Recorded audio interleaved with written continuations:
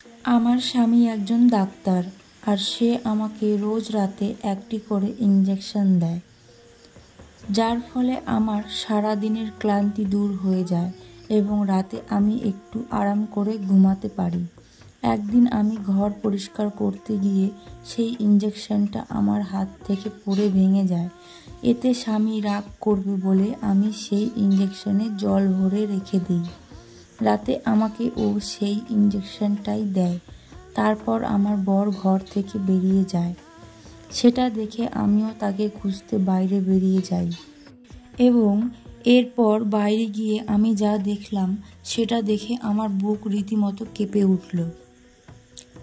আমার বিয়ের 2 সপ্তাহ হয়ে গেছে। আজকাল আমার শরীরে একটা অদ্ভুত যন্ত্রণা শুরু হয়েছে।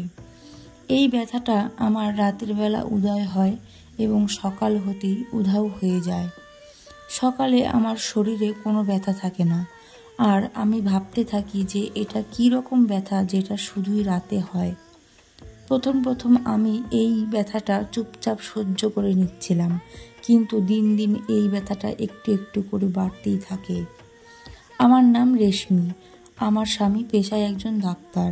সে ডাক্তার হওয়া সত্ত্বেও আমি আমার এই সমস্যার কথা কোনো দিনও আমার স্বামীকে জানাইনি। তার কারণ, আমি যেই পরিবার থেকে এসেছি সেই পরিবারের ডাক্তারদের ভালো চোখে দেখা হয় না। আমার মা বলে যে ডাক্তাররা শুধু ঔষধের নাম করে নানান রকম কেমিক্যাল খাওয়ায়, যার ফলে তাদের শরীর তাড়াতাড়ি খারাপ হয়ে যায়। আমরা এসব জালিয়াত ডাক্তারদের বিশ্বাস করি না। আমরা জাদুবিদ্যা ও তাবিজের সাহায্যে নিজেদের চিকিৎসা করতাম।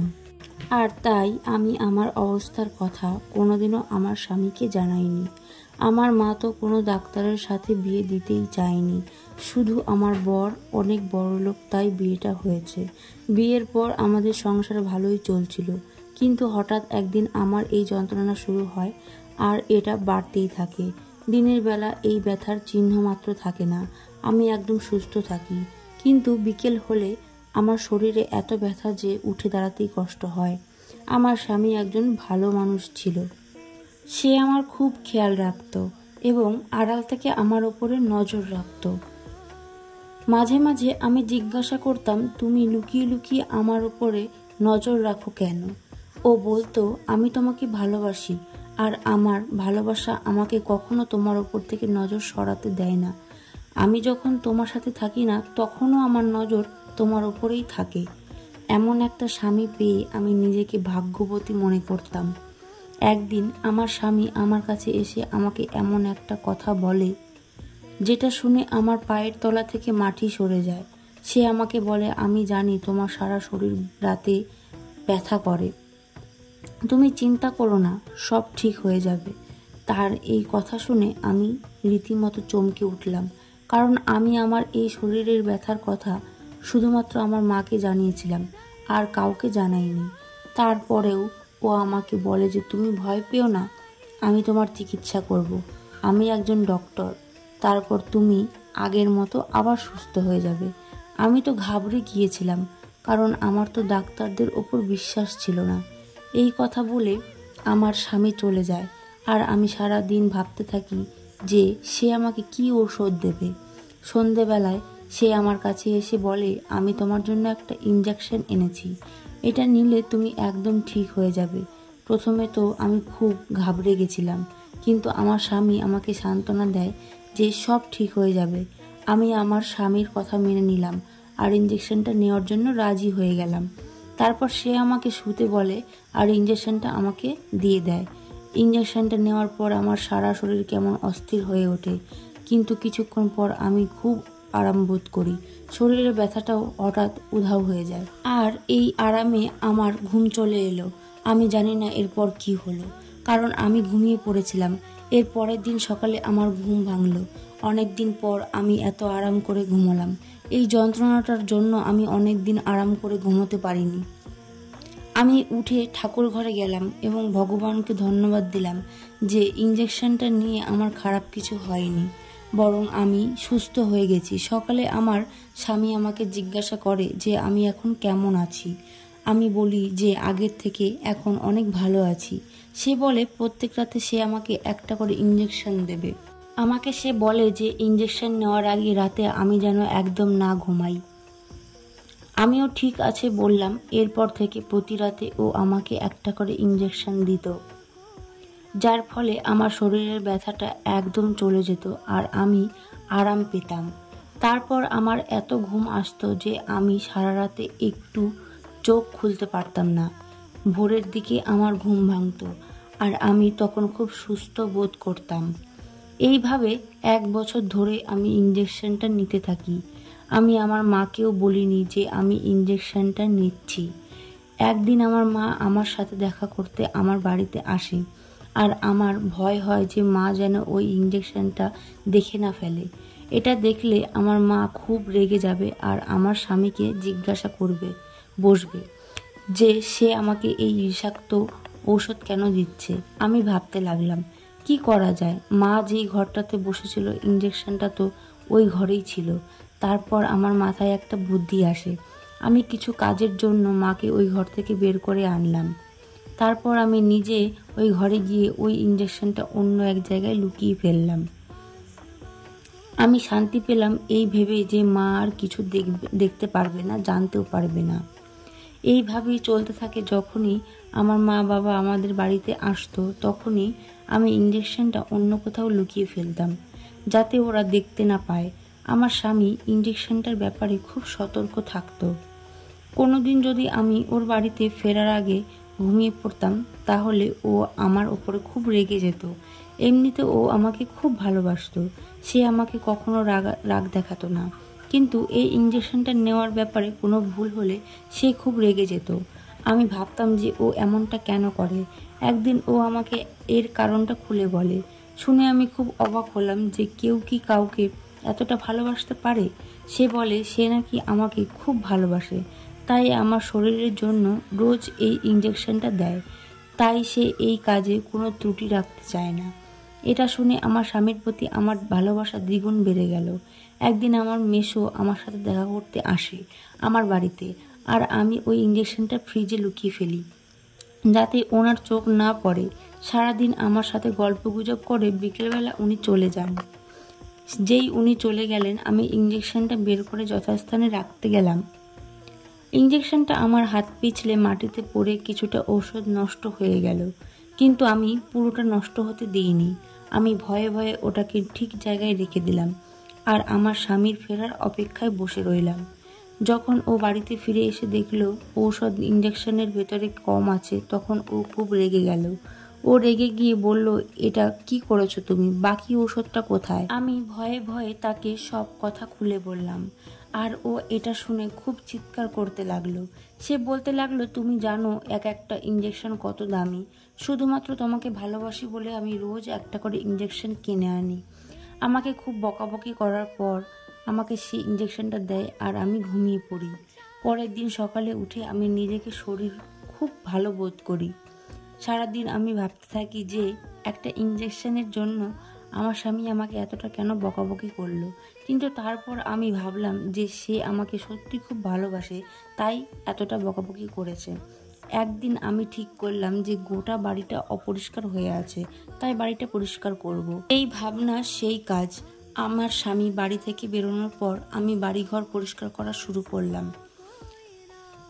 আমার বাড়িঘর সুন্দর করে পরিষ্কার করছিলাম। একটা ঘরে জিনিসপত্র আরেকটা ঘরে নিয়ে গিয়ে সেই ঘরটা সুন্দর করে পরিষ্কার করছিলাম। সব ঘর পরিষ্কার হয়ে গেছিল, শুধু একটা ঘর বাকি ছিল। সেই ঘরে সেই ইঞ্জেকশনটা রাখা ছিল। সেই ঘরটা পরিষ্কার করব ভেবে সেই ঘরের সব জিনিসপত্র বের করে রাখছিলাম। তখনই আমার হাত থেকে ইঞ্জেকশনটা পিছলে পড়ে ভেঙে যায়।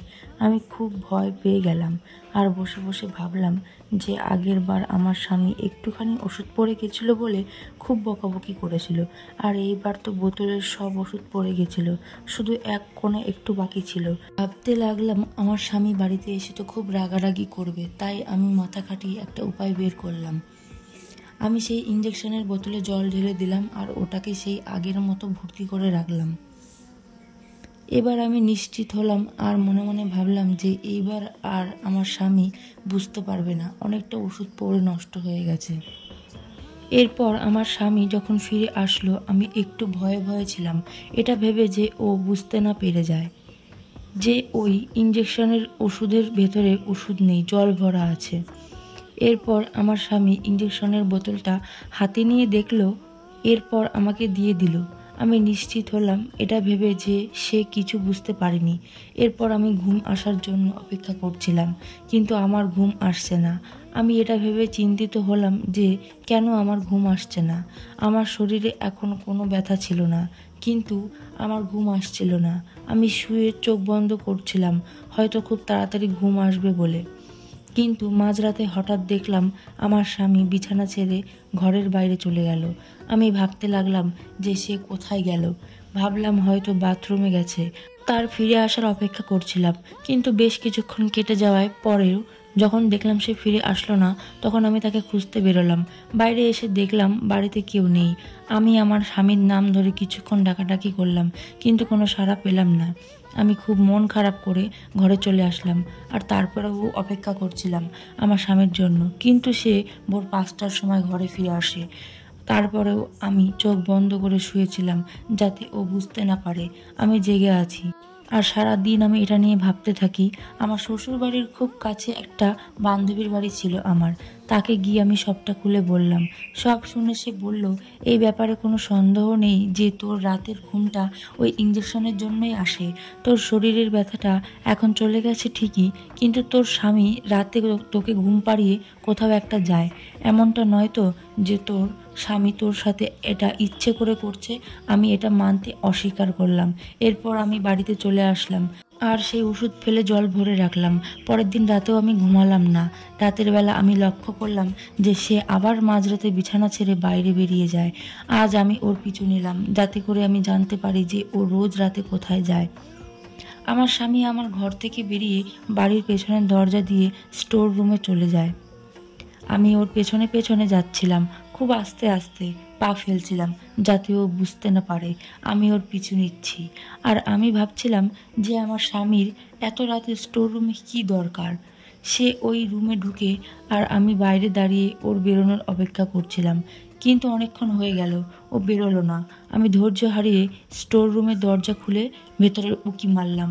ভেতরের দৃশ্য দেখে আমার পায়ের তলা থেকে মাটি সরে গেল, কারণ সেখানে কেউ ছিল না। আমি দরজাটা খুলে ভেতরে ঢুকলাম আর দেখলাম সেখানে শুধু কিছু পুরনো জিনিস পড়ে আছে। আর ভাবতে লাগলাম যে আমার স্বামী গেল কোথায়। এই ঘরে তো তেমন জানালাও নেই যে সেখান দিয়ে বেরিয়ে যাবে। এগুলো ভাবতে ভাবতে আমি একটা জিনিসে হঠাৎ হোঁচট খেলাম আর পড়ে গেলাম। নিচে তাকিয়ে দেখলাম পায়ে লেগে একটা চাদর সরে গেছে। চাদরটা সরে যাওয়ার ফলে আমি মাটিতে এমন একটা জিনিস দেখতে পাই যেটা দেখে আমি ভয় পেয়ে যাই। নিচে আমি একটা ছোট্ট দরজা দেখতে পাই। এরপর কৌতূহলে আমি সেই দরজাটা খুললাম আর দেখলাম একটা সিঁড়ি আছে। এসব দেখে আমি ঘাবড়ে গেলাম আর আবার কৌতূহল আবার বেড়ে গেল। তাই আমি ওই সিঁড়ি দিয়ে নিচে নামতে শুরু করলাম। সিঁড়ি দিয়ে যখন আমি নিচে পৌঁছালাম তখন আমি আমার স্বামীকে দেখলাম কিছু লোকের সাথে কথা বলছে। এইসব দেখে আমি ভয়ে লুকিয়ে পড়লাম। আমার সামনে একটা বড় ঘর ছিল। আমি কখনোই ভাবিনি আমার বাড়ির নিচে এরকম একটা ঘর আছে। আমার স্বামী সিগারেট খাচ্ছিল, তার সাথে আর দুজন লোক ছিল যাদের মুখ ঢাকা ছিল। এই প্রথমবার আমার স্বামীকে সিগারেট খেতে দেখলাম। ওরা কি যেন কথা বলছিল। আমার ওদের কথা শুনতে ইচ্ছা করছিল, কিন্তু দূরে দাঁড়িয়ে থাকার কারণে কিছু শুনতে পাচ্ছিলাম না। তারপর আমি দেখলাম ওরা ঘরের পেছনের দিকটায় চলে গেল। আমি দেখে অবাক হলাম যে পেছনের দিকে আরও একটা ঘর আছে। আমি একটু এগিয়ে গিয়ে একটি দরজার পেছনে লুকিয়েছিলাম। সেখান থেকে ঘরের ভিতরের দৃশ্যটা পুরোটা দেখতে পাচ্ছিলাম। ভেতরে দেখলাম অনেক সোনা গয়না টাকা পয়সা জমা করা আছে। এসব দেখে তো আমার চোখ ছানা বড়া হয়ে গেল। আমার স্বামী এত টাকা পয়সা কোথায় পেল? এরপর আরও একটা জিনিস আমার চোখে পড়ল। আমি দেখলাম একটা মানুষকে একটা চেয়ারের সাথে বেঁধে রাখা হয়েছে। এটা দেখে তো আমি আরও ঘাবড়ে গেলাম। এরপর আমার স্বামী আর আরও দুজন লোক ঘরে থেকে বেরিয়ে এলো। আমি ভয়ে ওখান থেকে ছুটে পালাতে চেয়েছিলাম, কিন্তু পারলাম না। ওইখানেই লুকিয়ে দেখলাম। আমি দেখলাম ওরা ঘর থেকে বেরিয়ে বাইরের ঘরে গেল। তারপর ওরা সিঁড়ি দিয়ে উঠে চলে গেল। আমিও তখন বেরিয়ে যেতে চেয়েছিলাম, কিন্তু খুব জানতে ইচ্ছা করলো ঘরের ভিতরে চেয়ারের সাথে বাঁধা লোকটিকে। তার মুখটা কালো কাপড় দিয়ে বাঁধা ছিল। আমি কাছে যেতেই আমার পায়ের শব্দ শুনে সে চিৎকার করে বলতে লাগলো, আমাকে মেরো না।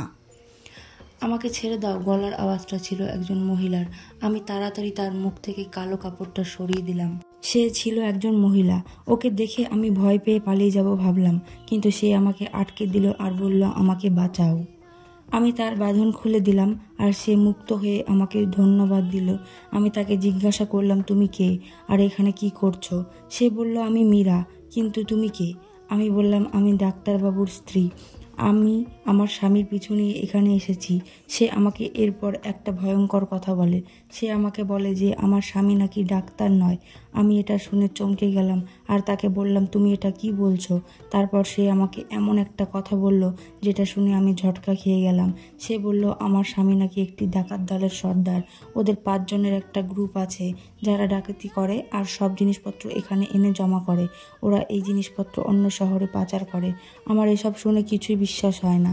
আমি জানি আমার স্বামী একজন ডাক্তার। সে বলে, তুমি কিছু জানো না, আমিও এই দলের একজন সদস্য ছিলাম, তাই আমি সবটা জানি। এই কথা শুনে আমি অবাক হয়ে গেলাম। তাকে জিজ্ঞাসা করলাম, তুমি যদি তাদের দলের লোক হও তবে তারা তোমাকে এভাবে বেঁধে রেখেছে কেন? সে বলে, আমরা ডাকাত। আমরা শুধু ডাকাতি করি না, অন্য শহরে এই মালপত্র পাচার করি। পুলিশ যাতে আমাদের ধরতে না পারে তার জন্য আমরা নানান ছদ্মবেশ নিয়ে ঘুরে বেড়াই। আমি একজন নার্সের ছদ্মবেশে ধরেছিলাম। ও তোমার স্বামী একজন ডাক্তারের বেশ ধরেছিল। এই সব করে আমরা অনেক টাকা উপার্জন করতাম। তারপর একটি দিন তুমি আমাদের জীবনে এলে। তুমি বোধহয় একটা শপিং মলে শপিং করতে গেছিলে আর আমরা সেই মলে ডাকাতি করতে গেছিলাম।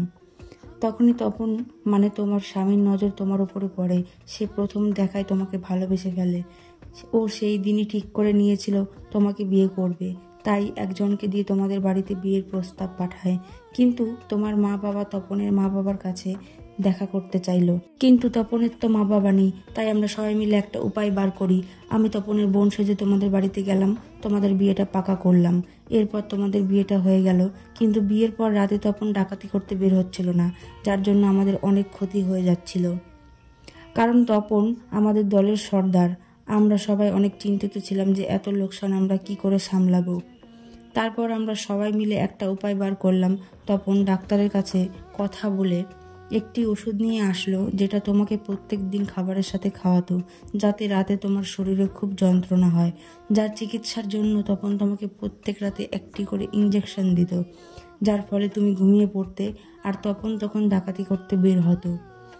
তপন তোমাকে জানাতে চাইনি এই সব আর তোমাকে ছাড়তেও চাইনি, কারণ তপন তোমাকে খুব ভালোবাসে, তাই তোমাকে লুকিয়ে এইভাবে ঠিকই চলছিল।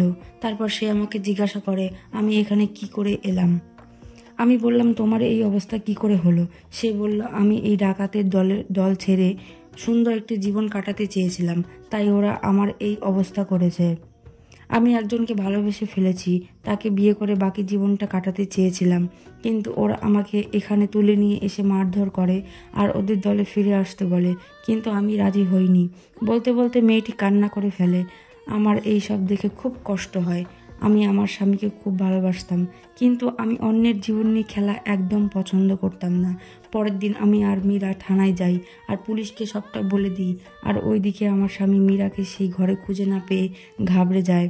এইদিকে পুলিশ আজ রাতে আমাদের বাড়িতে তল্লাশি নেবে বলে ঠিক করে। ওরা গন্ডগোল বুঝে ওইখান থেকে পালানোর চেষ্টা করে, কিন্তু পুলিশ ঠিক সময় ওইখানে পৌঁছে যায় আর ওদের পালানোর আগেই ওদের গ্রেপ্তার করে। আমি উদাস চোখে আমার স্বামীর দিকে তাকিয়ে বললাম যে, যেই ভালোবাসা মিথ্যে দিয়ে শুরু হয়েছে সেই ভালোবাসার কোনো দাম নেই আমার কাছে। এরপর 7 বছর কেটে গেছে। মীরা এখন খুব ভালোভাবে সংসার করছে আর আমার স্বামী এখনও জেলে। আমি তাকে এখনও খুব ভালোবাসি, তাই তাকে এখনও ডিভোর্স দিইনি। আমি তার জন্য অপেক্ষায় আছি। আর কিছু মাস পর সে জেল থেকে ছাড়া পাবে, তারপর আমরা নতুন জীবন শুরু করব। আমার স্বামী আমাকে কথা দিয়েছে সে আর এই খারাপ কাজ করবে না, ভালোভাবে আমার সাথে সংসার করবে। ধন্যবাদ বন্ধুরা। গল্পটি ভালো লাগলে লাইক, কমেন্ট ও শেয়ার করবেন। Thanks for watching. টাটা।